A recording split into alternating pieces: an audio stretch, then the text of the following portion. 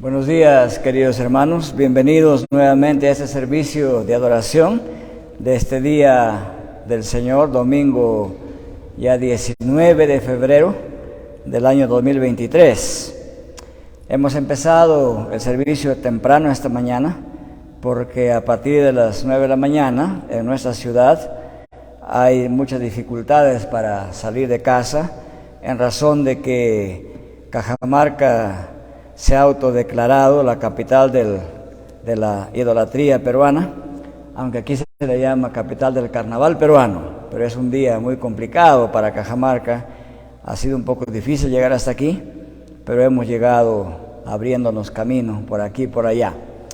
Un saludo cordial a todos nuestros hermanos en Cristo, amigos y personas que nos siguen a través del Facebook domingo a domingo. En esta mañana la meditación nos toca en Mateo capítulo 10, versículos 16 al 23. En esencia, en este pasaje se nos enseña que los apóstoles misioneros confían en la providencia de Dios. Y quisiera empezar con una oración. Hemos leído este pasaje durante el servicio. Vamos a orar para que Dios bendiga esta predicación. Nuestro Dios y Padre, le agradecemos por su gracia y misericordia, por este día que es día del Señor. Y gracias por nuestros hermanos que están presentes hoy aquí para adorarle, alabarle, glorificarle. Padre, nos produce profunda tristeza en nuestras mentes y corazones el hecho de ver nuestra ciudad ya tan temprano en la mañana, completamente desordenada, con mucha gente embriagada en las calles. Nos duele, Padre, una ciudad que se precia de ser culta y capital de la cultura y de las cosas buenas, una ciudad entregada, oh Padre, a las cosas sucias, inmundas. Es una pena y una vergüenza para el ser humano. Y también, Padre, comprendemos cómo su palabra nos explica que el ser humano sin Dios se deshumaniza, se animaliza, pierde la razón y hace cosas que no convienen, como dice Romanos capítulo 1. Oramos, Padre, intercedemos para que poco a poco su palabra vaya calando en los corazones de nuestros congéneres cajamarquinos y del país, y cada vez honremos más a Cristo y dejemos detrás todas las cosas que son un desastre al alma humana. Bendiga este pasaje, oh Dios, en su palabra, y le suplicamos que su enseñanza pueda asimilarse en nuestras vidas y corazones al hacer la misión que Cristo nos ha encomendado en esta tierra. Le entregamos nuestras vidas en sus manos, la vida de cada hermano y hermana de nuestro pueblo y de esta ciudad, de este barrio y de nuestro país. En el nombre de Jesucristo. Amén. En los pasajes pasados, en el capítulo 10, versículos 5 al 15, la semana pasada, estuvimos viendo cómo el Señor Jesucristo les dio instrucciones a sus primeros 12 apóstoles misioneros, y esas instrucciones tenían como propósito de que ellos puedan hablar lo que Cristo quiere que hablen. Ya eso nos enseña que el apóstol misionero no tiene un mensaje propio. El mensaje es un mensaje de Dios, es un mensaje de Cristo, y el mensaje era muy sencillo y contundente. El reino de los cielos se ha acercado, arrepentidos y creed en el Evangelio. En esencia es el mismo mensaje que predicó Juan el Bautista. Y en este pasaje les advirtió también en Mateo 10, 5 al 15, que habrá gente que va a rechazar ese mensaje. Entonces los discípulos estaban advertidos para este primer viaje misionero. Ahora en los versículos 16 al 23, el Señor Jesús les anticipa por anticipado que no solamente el Evangelio será rechazado en una buena parte de la población judía, sino que el Evangelio va a traer como resultado también divisiones en la propia familia, entre los que aceptan el Evangelio en una familia y los que rechazan el Evangelio. Y al mismo tiempo también aquí les dice a sus discípulos que este rechazo no solamente será entre judíos, pero que más adelante también habrá un rechazo entre muchos gentiles. Para este efecto, para que ellos estén preparados en esa situación, porque el rechazo al mensaje de Cristo implica también persecución a los enviados de Cristo. Por lo tanto, en este pasaje el Señor Jesucristo le da ciertos consejos sumamente necesarios para que ellos puedan hacer frente sabiamente a esta persecución, para que puedan en algunos casos evitarla y en otros casos asumir la defensa que les corresponda. Jesucristo usa varias figuras de lenguaje chocantes en este pasaje que le vamos a comentar enseguida. Esta enseñanza de que estos discípulos predicadores deben confiar en la providencia de Dios en frente de la persecución ha sido estructurada por Mateo en este pasaje en 6 partes bien cortas. En primer lugar, se menciona que la misión de los 12 es como una misión comparable a ovejas que van a predicar a lobos. Eso está en el versículo 16. Y luego en el versículo 17 y 18 nos dice que los mensajeros serán entregados ante las autoridades civiles y religiosas. Y en el versículo 19 y 20 da la primera nota de ánimo a los apóstoles y les dice que en su defensa el Espíritu Santo les hará de conocer lo que deben hablar, cómo defenderse en las cortes civiles y religiosas. Y en el versículo 21 hasta la primera parte del versículo 22 hay una nota triste que dice que los que traicionan, los que rechazan el mensaje de Cristo, traicionarán a sus propios familiares, que habrá división en la propia familia. Y en el versículo 22, la segunda parte, nos dice que el que persevera en Cristo hasta el final, ese será salvo. Y termina este pasaje con el versículo 23, donde nos dice que los discípulos, predicadores, si los persiguen en una ciudad, deben huir a otra ciudad. Esa es la estrategia de cómo enfrentar la persecución cuando ésta se hace muy fuerte. Vayamos con la primera parte, en el versículo 16, la misión de los 12 es como de ovejas a predicar a lobos. En este versículo se usan 3 metáforas o 3 figuras. Se usa la figura de ovejas, de lobos y luego de serpientes y palomas. Es interesante cómo Jesucristo toma estos ejemplos de la vida real. Dice: miren, yo os envío como ovejas en medio de lobos. Por un momento imagínense ustedes un grupito de 12 ovejas yéndose a predicar a una manada de lobos. ¿Piensan ustedes que los lobos respetarán a las ovejas, siendo las ovejas las presas favoritas de los lobos?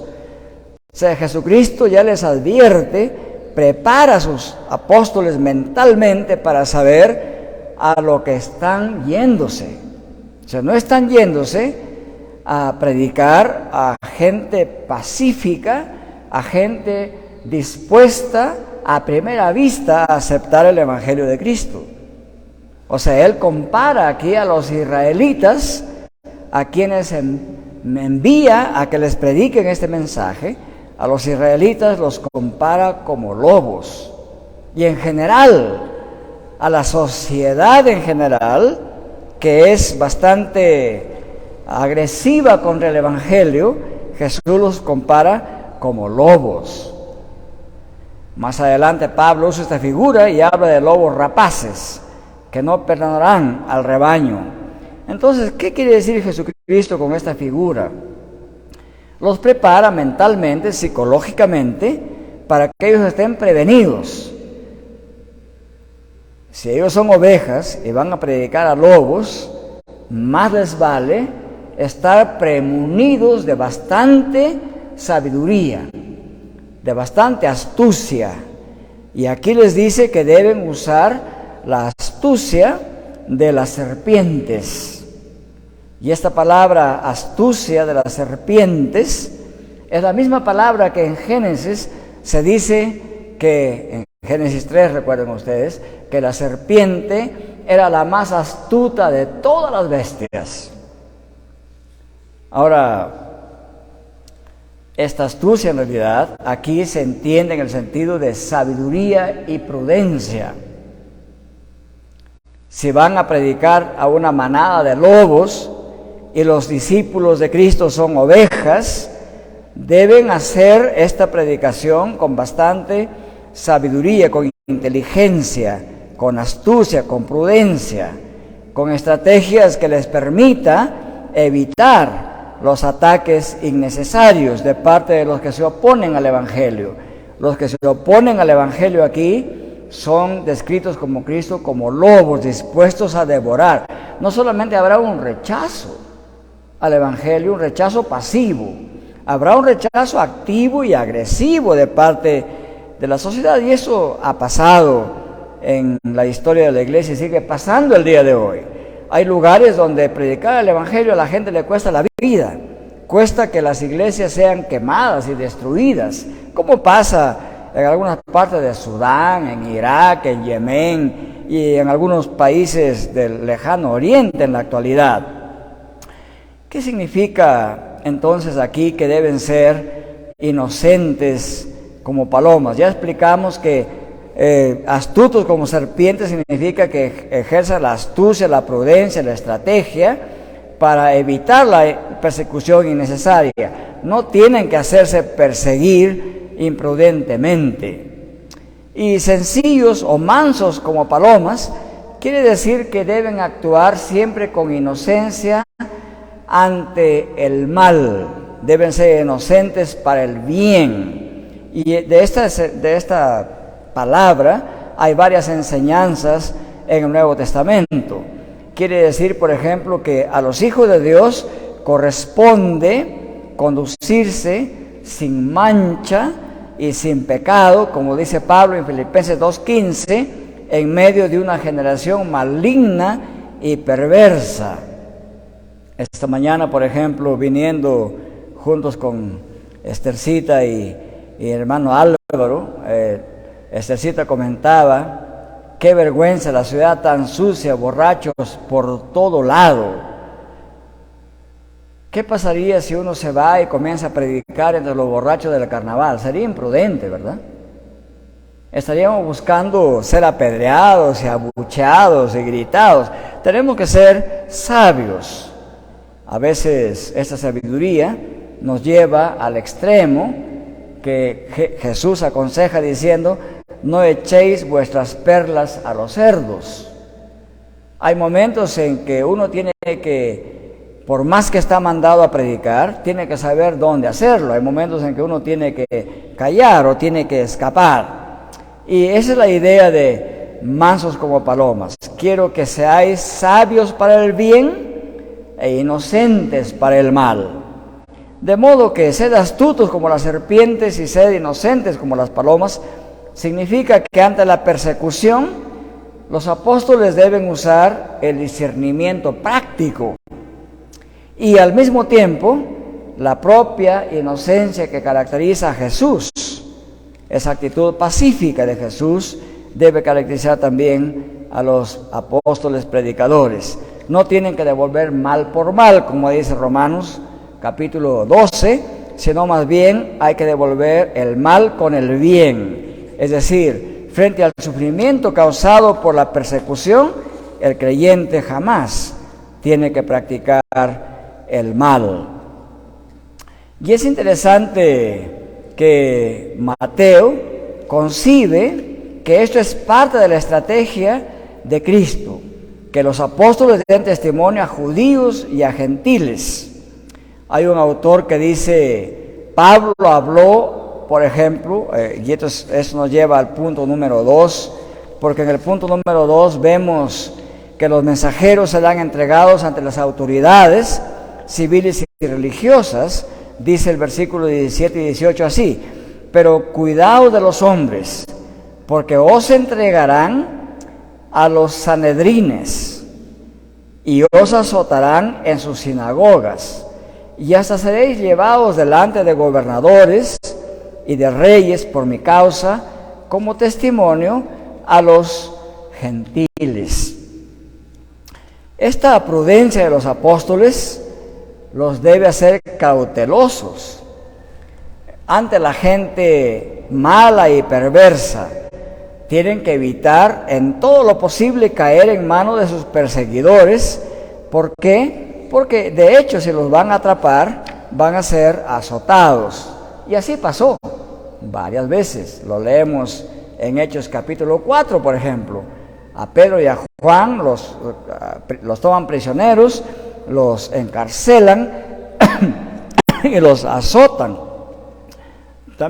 También vemos, por ejemplo, en Hechos 16, al apóstol Pablo y a Silas en Filipos, los toman prisioneros. Y no solamente eso, los encarcelan y también los azotaron duramente. Recuerden ustedes ese pasaje. Entonces, dice que serán apresados y serán llevados ante los sanedrines. ¿Qué significa sanedrines aquí? Los sanedrines eran los cuerpos judiciales locales en Israel. Estaba formado por autoridades civiles y eclesiásticas.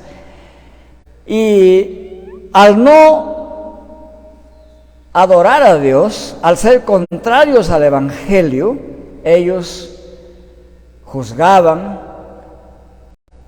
y decidían castigar a los predicadores. Pasó muchas veces en Israel a los apóstoles. ¿Y quiénes son aquí?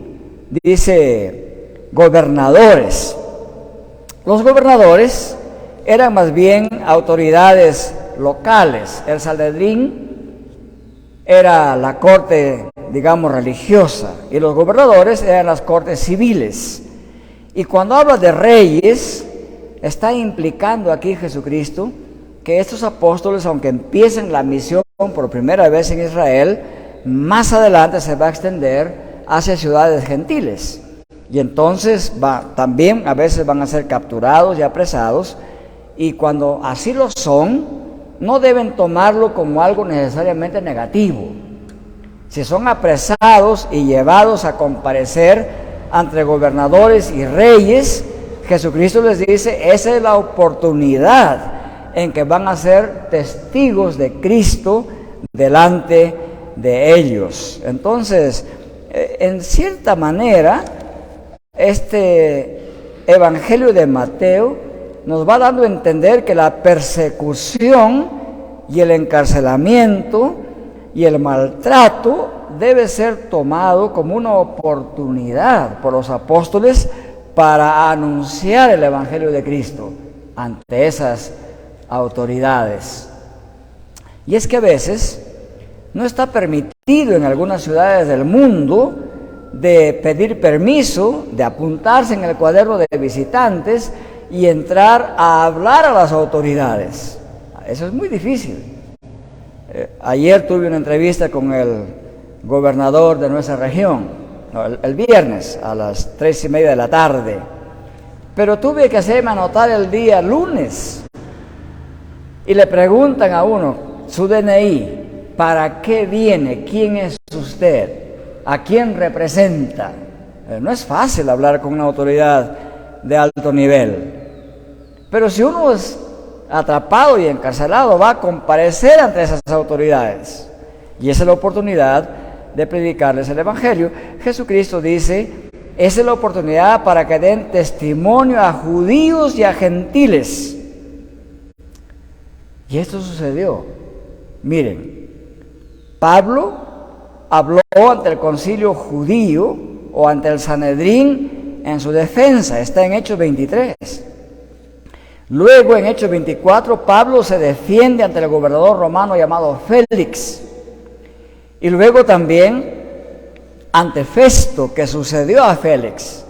Y luego se defendió ante Festo y ante la corte de la realeza judía de Agripa y Berenice. Recuerden en Hechos 26. Es decir, los apóstoles tomaron en serio esta instrucción de Jesús. De modo que con esta advertencia, Jesucristo enseña que este es un patrón de persecución, que la persecución va a existir y que los apóstoles debieran tomar esa persecución como parte del designio de Dios para proclamar el Evangelio del reino a las autoridades y a quien sea, y a cualquier corte a la que tengan que comparecer estos apóstoles misioneros. En los versículos 19 y 20 se nos dice así: pero cuando os entreguen, o sea, da por sentado que van a ser entregados en esas cortes civiles y eclesiásticas, pero cuando os entreguen, no os preocupéis de cómo o qué hablaréis, porque a esa hora se os dará lo que habéis de hablar, porque no sois vosotros los que habláis, sino el Espíritu de vuestro Padre que habla en vosotros. Bueno, inmenso consuelo para el apóstol misionero, porque les da ánimo de que cuando tengan que hacer su defensa o su descargo ante las autoridades, no tienen que estar preocupados qué discurso van a usar, qué discurso van a escribir, qué discurso van a inventar. Y no tienen que estar preocupados a qué abogado tienen que llevar con ellos. Porque entre otras funciones que hace el Espíritu Santo de Dios, es la función de consuelo y de defensa. Y aquí es un consuelo bien grande. Dice, no se preocupen en ese momento qué van a decir o cómo tienen que decirlo, porque no es de sí mismos ni por sí mismos que ustedes van a hacer su defensa. ¿Saben qué le dice Jesús? El Espíritu de vuestro Padre hablará en vosotros. Miren ustedes, esto nos enseña esa íntima comunión que hay entre el Padre, el Hijo y el Espíritu Santo. ¿Quién envió a Jesucristo a este mundo a anunciar el Evangelio del Reino? El Padre. ¿Quién defendió a Jesucristo en todo momento, en todo su ministerio? El Padre. ¿Quién defiende y defenderá a los apóstoles en su misión de anunciar el Evangelio de Cristo? El Padre. ¿A través de quién? A través del Espíritu Santo. Buenos días, hermano Darling. Buenos días, hermano César. Bienvenidos a este servicio que hemos empezado temprano. Tomen asiento, por favor. Buenos días. Bienvenidos. Entonces estábamos reflexionando en los versículos 19 y 20 de Mateo capítulo 10.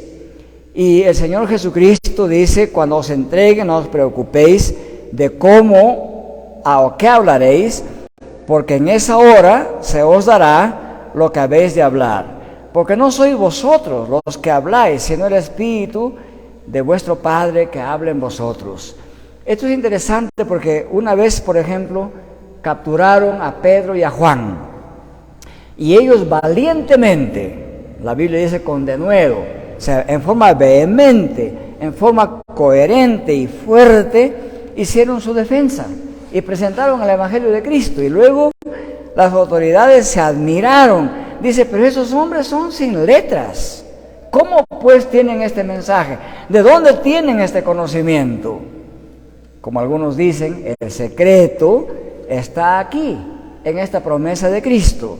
No se preocupen, ¿cuál será su defensa? ¿Cómo articularán un discurso ante las autoridades? No se preocupen de eso, porque no sois vosotros los que habláis, sino el Espíritu de vuestro Padre que habla en los cielos. Les decía, Dios el Padre envió a su Hijo Jesucristo a hablar del Evangelio en este mundo.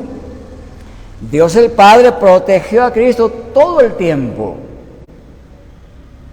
Y Dios el Espíritu Santo fue enviado por Cristo en este momento por la voluntad del Padre para que sea el defensor de los apóstoles y para que sea quien les dé palabra de sabiduría.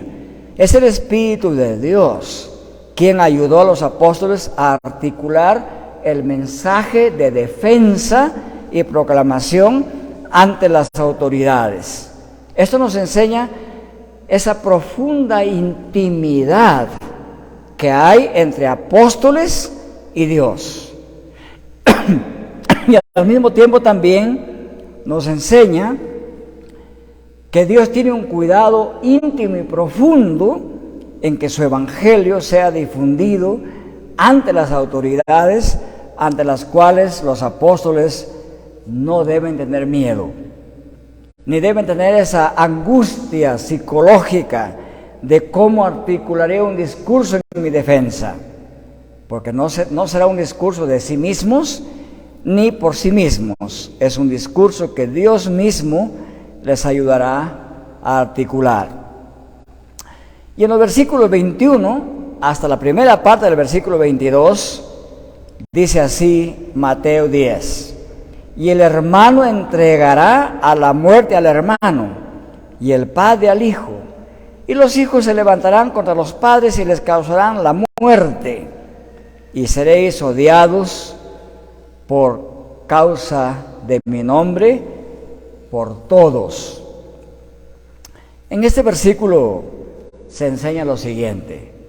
En el versículo anterior decía que el Espíritu Santo acompañará a los apóstoles, que les ayudará a articular su defensa y a proclamar el Evangelio ante las autoridades.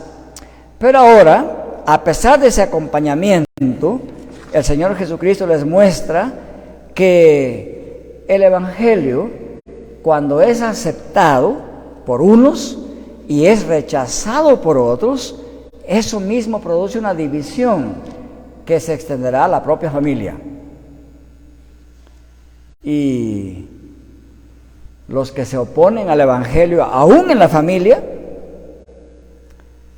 no solamente los despreciarán, serán tan agresivos que en algunos casos puede provocar la muerte misma. Claro, en la tradición occidental quizás esto no se entiende bien, pero hasta el día de hoy, si usted es judío y acepta el Evangelio de Cristo, la familia o lo bota agresivamente del hogar o le hacen una ceremonia de despedida como si usted nunca más pertenece a la familia. Sigue existiendo esa práctica hasta el día de hoy. En el mundo musulmán es igual. O lo matan a ese miembro de la familia, o lo echan de la casa y se olvidan para siempre de esa persona, sea hijo o hermano que haya aceptado el Evangelio, y nunca más pertenecerá a la familia musulmana. Porque tanto en el judaísmo como en el musulmanismo, aceptar a Cristo como Dios, como Señor y Salvador es una ofensa para ellos. Así es que esto es muy serio. En algunos lugares del mundo, en ciertas sociedades con religiones muy agresivas, aceptar el Evangelio de Cristo puede costar la vida, y ha costado la vida a muchísimas personas y sigue costando la vida a muchos predicadores el día de hoy. Y luego Jesucristo dice que este rechazo se convierte en odio. Y les dice a ellos: seréis odiados de todos por causa de mi nombre. Bueno, esto merece explicación. En la Biblia, todos es una figura de lenguaje. No significa todos sin excepción. Es equivalente a esa figura de lenguaje que usamos el día de hoy, que dice, por ejemplo, el próximo domingo todo el mundo trae su Biblia. Bueno, no significa que todo el mundo va a asistir a esta congregación. No cabría todo el mundo aquí. Y tampoco significa que todos sin excepción traigan su Biblia. Habrá algunos de ustedes que todavía no tienen Biblia, ¿verdad? Entonces, cuando dice seréis odiados de todos, no significa todos sin excepción. Significa que habrá una gran cantidad en la sociedad que odiarán a los discípulos por causa del nombre de Cristo. O sea, el nombre de Cristo, porque el nombre de Cristo significa Redentor, significa Salvador, significa Rey. El nombre de Cristo es causa de odio en muchas sociedades. Ahí vienen esos cristianos, ¿no? Aguafiestas, etcétera. O sea, el convertirse en discípulo de Cristo, en seguidor de Cristo, tiene consecuencias. Las ha tenido siempre. Y Cristo les advierte a los apóstoles para que no vayan a preguntarse, ¿cómo es que nosotros los 12 apóstoles en esta primera misión estamos representando al Rey del universo, estamos representando al Hijo de Dios, al Hijo del Creador del cielo y de la tierra? ¿Cómo es posible que por hablar de Él se nos persiga y se nos odie? Bueno, Pablo tiene una respuesta clara para eso. En Romanos capítulo 1, del versículo 18 al 32, en ese pasaje, Pablo dice que la mente, el corazón y la actitud de aquellos que no siguen a Dios es una mente entenebrecida. Es decir, está llena de tinieblas, no tienen los ojos y la mente abierta para comprender las cosas de Dios. Y luego también dice Pablo que no solamente tienen la mente entenebrecida, sino que tienen la mente cauterizada. Es como si Pablo dijera que el mundo que no puede entender a Dios no lo entiende porque la mente está tan petrificada que ha muerto. Y por lo tanto no puede tener las reacciones bioquímicas y no tiene las reacciones neuroquímicas para poder pensar como seres humanos vivientes. Es una situación triste. Y esa es la razón porque entonces no solamente se oponen, sino que odian a los que predican el Evangelio de Cristo. Y en especial las organizaciones en este mundo que promueven derechos sin límite y libertades sin límite, no solamente odian cada vez que escuchan el Evangelio, sino que en sus declaraciones escritas en este momento, en sus documentos constitucionales, declaran que los enemigos de sus libertades son los cristianos. Ustedes pueden, si quieren investigar más, leer, por ejemplo, las declaraciones del feminismo activo en sus páginas web y verán cómo declaran al cristianismo como el enemigo más fuerte que hay que combatir, en otras palabras, que hay que perseguir. Entonces, más adelante también Mateo nos habla de esto. Este será un odio generalizado. No significa que todos van a odiar, pero será un odio bien generalizado contra los discípulos de Cristo. Mateo 24:9 advierte lo mismo, pero dice aquí que este odio también se extenderá entre los gentiles, que también odiarán a los convertidos a Cristo y a sus mensajeros. Esto implica que este odio generalizado contra los que predican el mensaje de Cristo es un odio que va a hacerse más grande y más grave un poquito antes de la venida de Cristo. Y esto nos conduce al punto quinto, es decir, a la segunda parte del versículo 22 de Mateo 10. Escuchen lo que dice Mateo 10, 22, la segunda parte. O sea, en medio de este odio que está teniendo lugar, Cristo añade: pero el que persevere hasta el fin, ese será salvo. Esta parte del versículo 22, Jesús por segunda vez da aliento a los apóstoles. El primer aliento, el primer ánimo y consuelo fue: cuando estén frente a autoridades, no se preocupen de qué van a hablar, porque el Espíritu de Dios hablará en ustedes.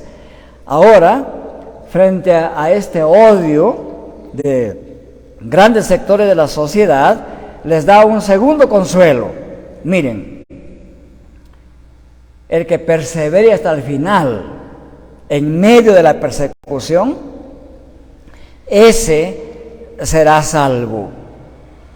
Entonces, esta promesa es una promesa y un llamado a los apóstoles a perseverar. Mucha gente dice: ¿cómo me agradaría ser misionero? Es un buen deseo. Pero noten ustedes que parte del consejo de Cristo y de su demanda y de su promesa es que sus apóstoles misioneros son gente capacitada por el Espíritu de Dios para perseverar. El que soporta con fidelidad y perseverancia esta persecución hasta las últimas consecuencias, como decimos aquí, sin quebrarse, sin detenerse, sin retroceder, hasta el final de la vida, ese será salvo. Es una gran promesa. Es una promesa que al apóstol misionero lo llena de coraje, lo llena de valentía y finalmente lo llena de fidelidad por Cristo.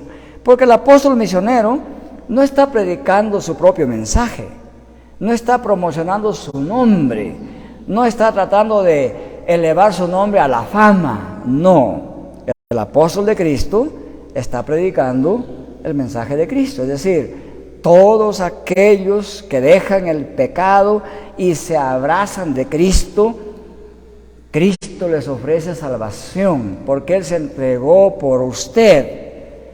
Y esta oferta libre del Evangelio de Cristo y de Cristo mismo es lo que impulsa al apóstol misionero a perseverar hasta el final.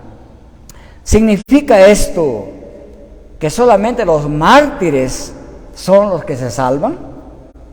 Hasta ahorita, digamos, tenemos más de 60 millones de cristianos asesinados, hasta el siglo XVII solamente. En este momento hay unos datos que nos dicen que hay miles de iglesias quemadas en el mundo y que hay más de 5,000 cristianos en este momento que han sido capturados y ajusticiados extrajudicialmente.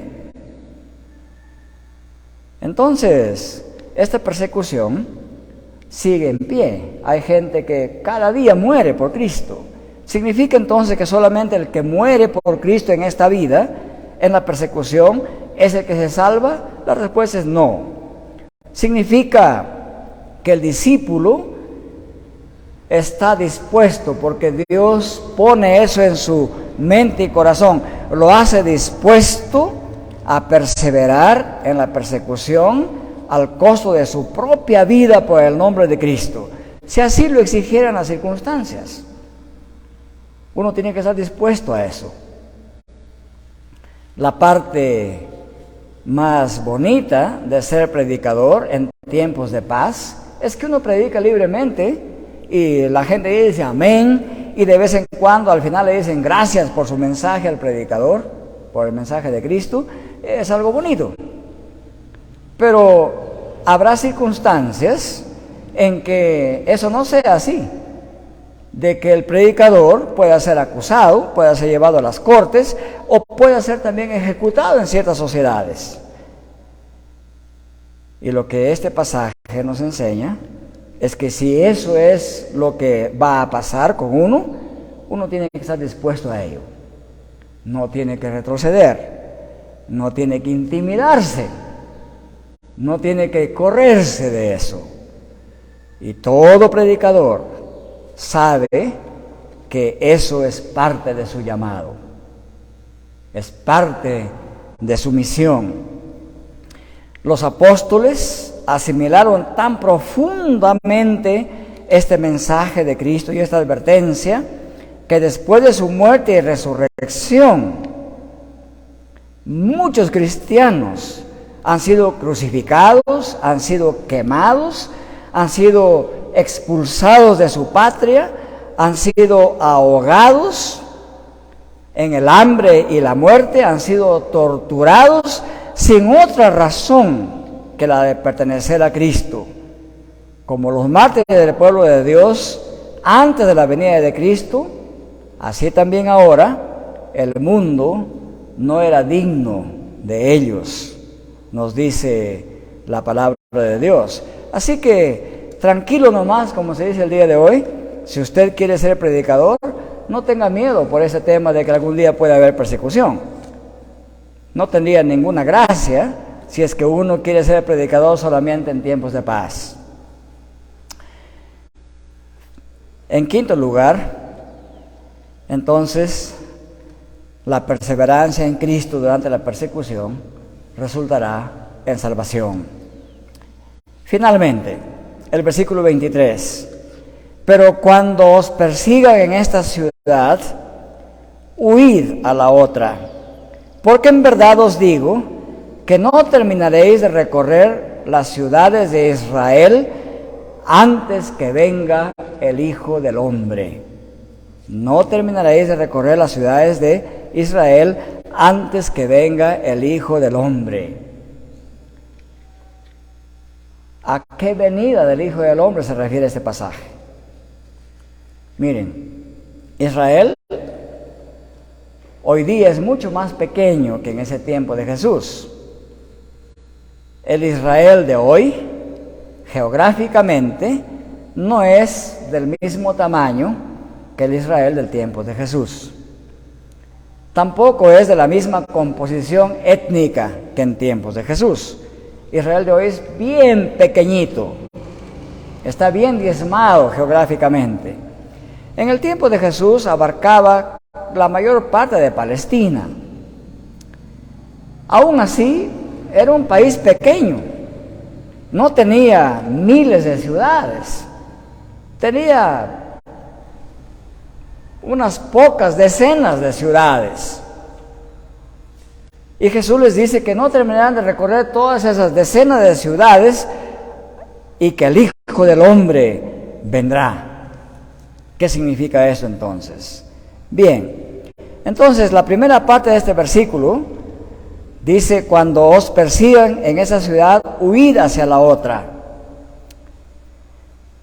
Significa que ahí se aplica la sabiduría que les dijo: sed sabios o astutos como serpientes y mansos como palomas. Eso implicaba que una manera estratégica de evitar la persecución es que si en esta ciudad hay persecución, tenían que ir a otra. Y de esa manera iban predicando el mensaje también de una ciudad a otra ciudad.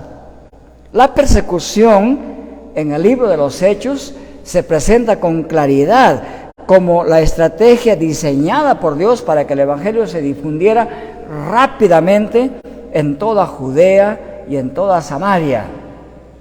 Y cuando no quisieron irse hasta los últimos puntos de la tierra, la persecución se agravó. Así que los apóstoles tuvieron que irse hasta las diferentes partes de Asia y Europa. y esas iglesias de Asia y Europa enviaron misioneros a todas las partes del mundo entero. Y el Evangelio está aún aquí, en este barrio de Quiritimayo, el día de hoy. Entonces, ¿cómo hay que entender la persecución como cristianos? Hay que entenderla como parte del designio de Dios para que en medio de una sociedad hostil el Evangelio siga difundiéndose de lugar en lugar. Eso en primer lugar. Y les dice, no terminaréis de recorrer las ciudades de Israel antes que venga el Hijo del Hombre. Se refiere que al no terminar de proclamar el Evangelio en las ciudades israelitas de toda Galilea o de Judea, no se acabará de predicar en todo Israel hasta la segunda venida de Cristo. Obviamente no, porque en esta primera misión Jesús los manda a los israelitas de Galilea. Era una misión geográficamente limitada esta primera misión. Entonces no significa que no terminarán de predicar en las pocas ciudades de Galilea hasta la segunda venida de Cristo. Después de esta primera misión, Jesús luego los volvió a reunir para evaluar esta primera misión. En esta primera misión no llegaron a todas las ciudades de Israel. Entonces no significa que Cristo vendrá por segunda vez, aun cuando no hayan terminado de predicar el Evangelio a todo Israel. No significa eso. Entonces se refiere a que los 12 comisionados, luego de la resurrección de Cristo, aún no terminarán de proclamar el Evangelio en todo Israel y vendrá Cristo por segunda vez. Tampoco significa eso. Lo que Cristo quiere decir con esta enseñanza es que luego de su resurrección, los 12 comisionados aún no terminarán de predicar el Evangelio en todo Israel y Él vendrá. Pero no vendrá por segunda vez todavía. En esta vez Jesús vendrá, pero vendrá en juicio contra Israel. En juicio contra los israelitas. Y en juicio contra el judaísmo como religión oficial y perseguidora. ¿Cuándo sucedió esto? Sucedió en el año 70 después de Cristo, cuando el general romano Tito entró a Jerusalén, la sitió, destruyó la ciudad y destruyó el templo de a raíz con todos sus cimientos y lo quemó.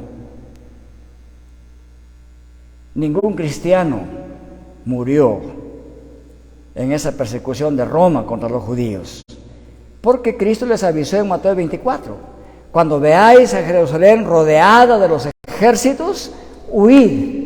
Y ellos se fueron a otro lugar. La destrucción del templo de Jerusalén en el año 70 después de Cristo fue el fin del judaísmo con todos los sistemas de sacrificios. No más desde ahí hay sacrificios ni servicios en ese templo. Lo que hoy hay ahí es el domo de la roca, es decir, ahí está una mezquita musulmana en el mismo lugar donde el templo de Dios había sido construido. Eso finalizó esa religión judaísta que perseguía a Jesucristo y a sus apóstoles. Y a esa venida se refiere Cristo. El Hijo del Hombre vino en juicio contra Israel y contra su ciudad. ¿Significa esto que el Evangelio de Cristo ya no debe ser predicado a los israelitas? No, no significa eso. Niega Cristo que se siga proclamando el Evangelio a los judíos porque Él ya vino en juicio con la destrucción del templo en el año 70. No, no significa eso. El Evangelio es muy claro. ¿Significa que los cristianos deben odiar a los judíos? No, no significa eso. Escuchen lo que dice Pablo. Pablo enseña así. Dice, Cristo es la paz para judíos y para gentiles. En Cristo Dios hizo de ambos un solo nuevo pueblo y un nuevo hombre, haciendo la paz entre ellos, y mediante la cruz reconciliar con Dios a ambos en un solo cuerpo, matando en ella, o sea, en esa paz, las enemistades. En medio de Él, o por medio de Él, los unos y los otros, tenemos entrada por un mismo espíritu al Padre. Judíos y gentiles son conciudadanos de los santos y miembros de la familia de Dios, edificados sobre el fundamento de los apóstoles y profetas, siendo la principal piedra del ángulo Jesucristo mismo, en quien todo el edificio, bien coordinado, va creciendo para ser un templo santo en el Señor, en quien vosotros también sois juntamente edificados para morada de Dios en el Espíritu. ¿Qué enseña Pablo? El hecho de que el templo físico de Jerusalén, que representaba el centro de la religión judía, haya sido destruido, no significa que no exista templo para Dios, sino que ahora el templo es un templo espiritual representado por la iglesia de Cristo, en la cual están juntos judíos y gentiles, salvos por el mismo Jesucristo, y de la misma manera por gracia de Dios en Cristo. Entonces, el hecho de que el Hijo del Hombre vino en juicio contra esa generación no significa que Cristo está en juicio con todas las generaciones de los judíos. Tenemos una misión ante los judíos, porque la iglesia de Cristo está formada de judíos y gentiles, y eso explica el profundo amor de Dios y la profunda gracia de Dios de seguir ofreciendo el evangelio a los judíos también. Y gracias a Dios que hoy hay centenares de judíos que se van convirtiendo a Cristo en todo el mundo, aún en Israel. ¿A qué conclusión llegamos con este pasaje de Mateo 10, 16 al 23?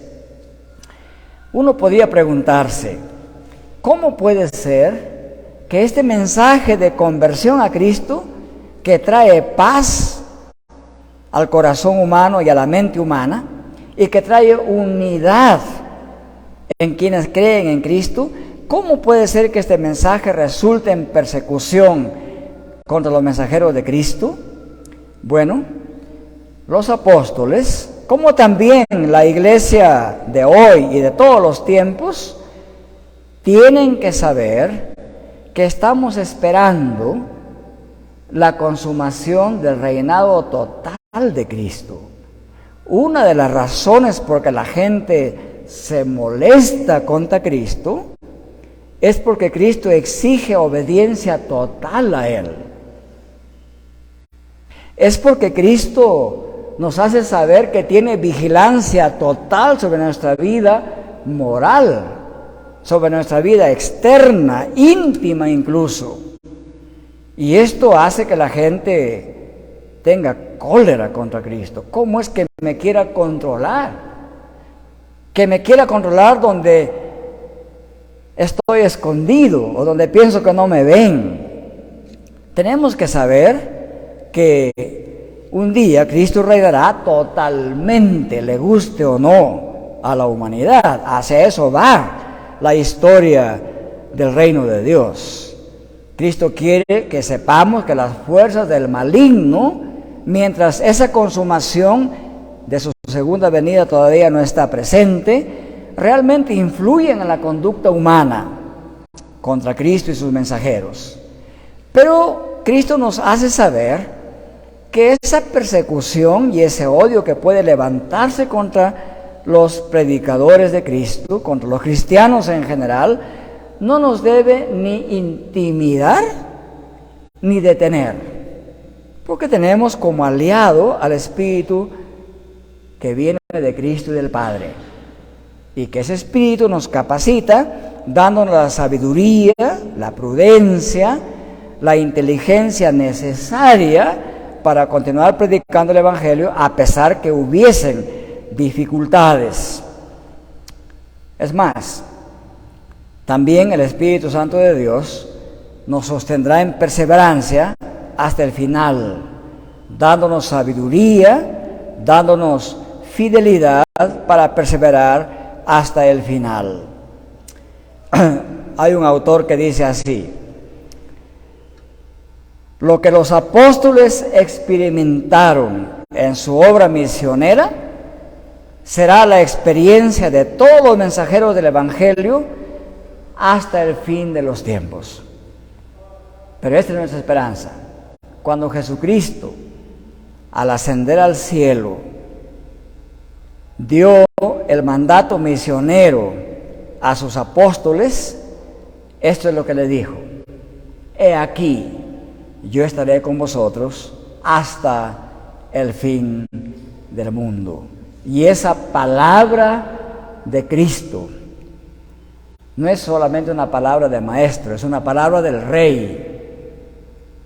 Esa promesa de Cristo que estará con nosotros hasta el fin del mundo es la llama, es la antorcha, es la luz que guía y fortalece a todos los misioneros de Cristo y a todos los cristianos hasta el día de hoy, y nos seguirá sosteniendo hasta el final. Que así sea también en nuestra vida, queridos hermanos. Vamos a orar. Nuestro Dios y Padre Celestial, gracias por su palabra, gracias por sus promesas, gracias por haber ofrecido su compañía del Espíritu y la suya propia a sus apóstoles. Y gracias también porque esa promesa se cumple en nosotros el día de hoy. Usted está con cada creyente cada día hasta que venga por segunda y final vez. Le agradecemos por esa gracia.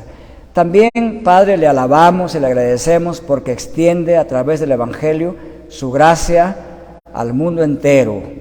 Bendiga en esta mañana, Padre, a todos sus predicadores en todo el mundo, y en especial le suplicamos que se haga efectiva su promesa de que su Espíritu Santo y Cristo mismo esté con ellos en los países donde el Evangelio es perseguido y los mensajeros del Evangelio también.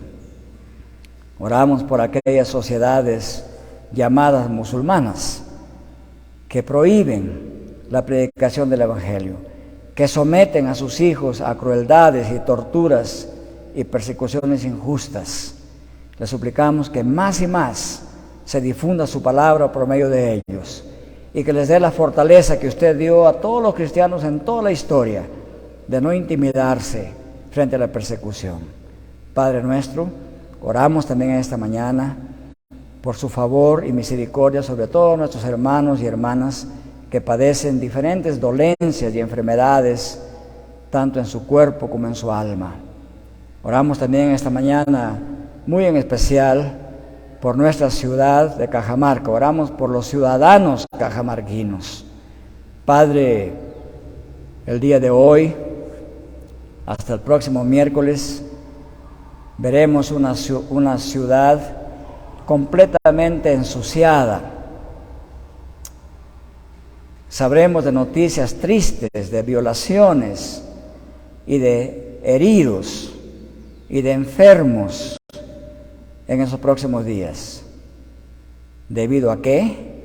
Debido a esa tremenda desviación moral en la que ha entrado nuestra sociedad, donde los que gobiernan la sociedad, las autoridades mismas, están en este momento muy activas, protegiendo lo que ellos llaman la diversión cajamarquina, el turismo cajamarquino.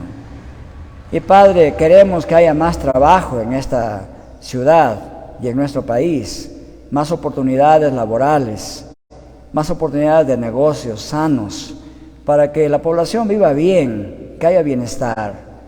Pero le suplicamos que nos ayude a comprender que debemos tener diferentes estrategias de hacer comercios sanos y dejar de lado toda esta inmoralidad y suciedad a la que conlleva el llamado carnaval. Para muchos es un orgullo, Dios, para otros es una vergüenza. Le suplicamos que tenga misericordia de nuestro pueblo, que pueda iluminar a nuestras autoridades y a aquellos que son devotos de esta idolatría que causa tanto daño moral en nuestra sociedad. Le suplicamos también, Padre, que bendiga a las autoridades nacionales, que bendiga a nuestra Presidenta de la República, que le dé sabiduría, oh Dios. Estamos en una crisis muy fuerte. Dele sabiduría, oh Dios, y también el valor para hacer lo que debe hacer para que haya paz nacional. Porque nuestro Congreso, ya sabemos, Padre, que no tienen ningún interés en la paz. Todo lo que predican y lo que invocan es represión. Y ya tenemos 56 muertos en el país. Nos apena, oh Padre, ver familias enlutadas debido a la insensatez de nuestras autoridades. ¿Qué piensan, oh Dios, que la culpa la tienen solamente algunos de estos últimos 5 años? Pero eso es falso, Padre. La división en nuestro país tiene siglos. Cada vez podemos escuchar autoridades completamente ignorantes de la historia de la patria.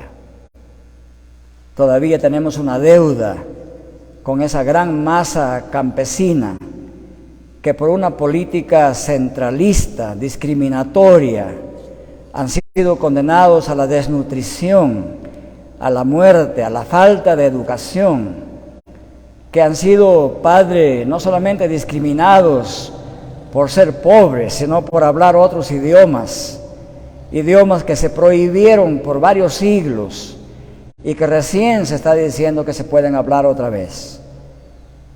Porque la política, incluso constitucional, es una constitución que tiene entraña autoritaria y centralista. Y eso es parte de los problemas que causa en nuestro país. No es que haya una persona o un partido que surgió hace 10 años o 40 años que predica violencia y predica división. No, Señor. Usted sabe bien cómo se ha predicado políticamente en el país. El odio no es predicado en estos últimos años o décadas. Ha sido predicado por siglos, por las clases dominantes, por las autoridades que pertenecen a las clases dominantes. Este país es un país muy rico, Dios. Tenemos más de 300 años de minería en el país y también más de 300 años de extrema pobreza en las provincias y distritos y caseríos donde hay estas minas y pocas personas muy ricas en el país. Esa injusticia, oh Padre, explica en parte las reacciones de mucha gente en nuestra patria. Y también, Padre, nuestras autoridades tienen oídos sordos.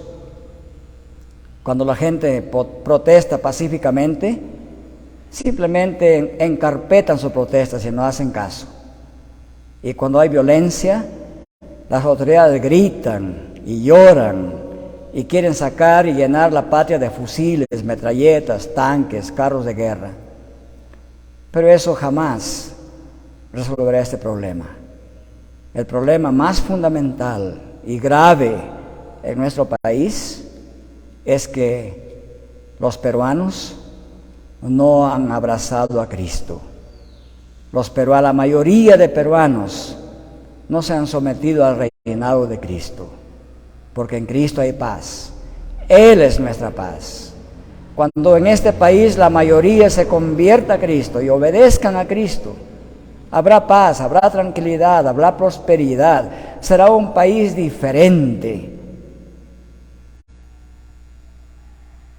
No es con espada ni con ejército, sino con tu Santo Espíritu. Que su Espíritu Santo doblegue nuestras mentes y corazones, que doblegue la mente y corazón de los peruanos para arrodillarnos ante Dios, pedirle perdón por los pecados nuestros y de nuestros antepasados y empezar una vida nueva en Cristo, una nueva humanidad, una nueva peruanidad, una nueva sociedad. Que dejemos atrás esa ofensa blasfema de jurar con manos sobre los evangelios y hacer todas las cosas contrarias a los evangelios. Que dejemos atrás, Padre, la hipocresía de jurar en nombre de Dios y la patria y los santos evangelios sin conocer, sin saber lo que dice el Evangelio de Cristo. Lo que necesita cada autoridad y cada peruano no es jurar en nombre de Dios. Lo que necesitamos es creer en Cristo y obedecer a Dios. Y que nuestra vida sea guiada por Dios, por su Espíritu y por Cristo. Eso necesita cada peruano. Permítanos, Padre, que esto sea verdad en nuestro país. Que su iglesia siga predicando. Que cada cristiano sigamos predicando y modelando un ejemplo para cada otro peruano. Oramos por una sociedad peruana cristiana. Oramos, Padre, por autoridades cristianas. Oramos por alcaldes cristianos, por directores de instituciones cristianos, por ciudadanos cristianos, porque eso traerá paz y prosperidad a la nación. En el nombre de Jesucristo, así le imploramos su gracia y su misericordia, oh Dios Padre. Perdónenos por lo malo que hemos hecho hasta aquí. Y en Cristo Jesús renueve nuestra mente, nuestro espíritu, para hacer siempre el bien y no el mal. Por Cristo Jesús. Amén.